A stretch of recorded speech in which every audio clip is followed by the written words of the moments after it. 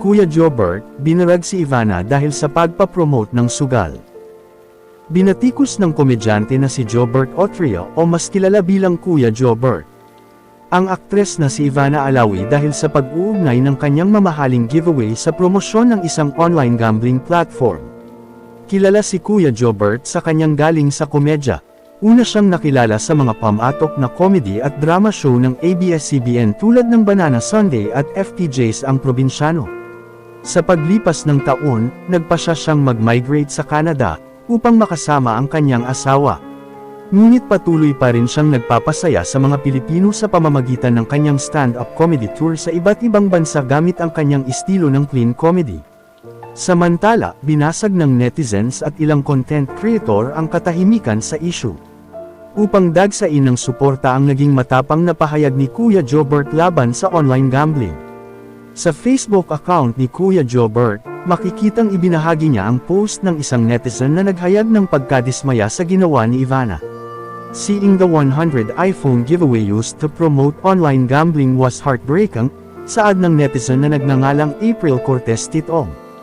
All I could think about the thousands of Filipino who might be encouraged to gamble because someone they look up to made it seem exciting or rewarding. Sa kanyang caption, diretsahan niyang kinuwestiyon ang moralidad ng aktres sa pagsasabing, "Namimigay ka nga, inengganyo mo naman sila magsugal, kulang pa ba yung blessing na meron kayo?"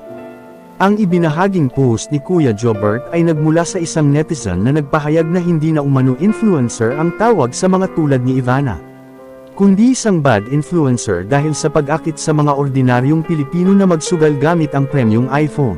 Umaabot sa libo-libong shares at komento ang naturang post, kung saan halos lahat ng netizens ay sumang-ayon kay Kuya Jobert at pinuri ang kanyang lakas ng loob na punahin ang kapwa niya sikat na artista.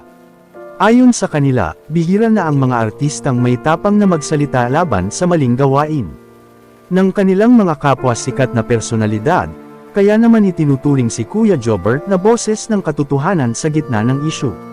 Sa kabilang banda, may mga nagtanggol din kay Ivana Alawi na nagpahayag na hindi makatarungan ang lahat ng paninisi sa aktres dahil ginagawa lamang niya ang kanyang trabaho bilang isang celebrity endorser.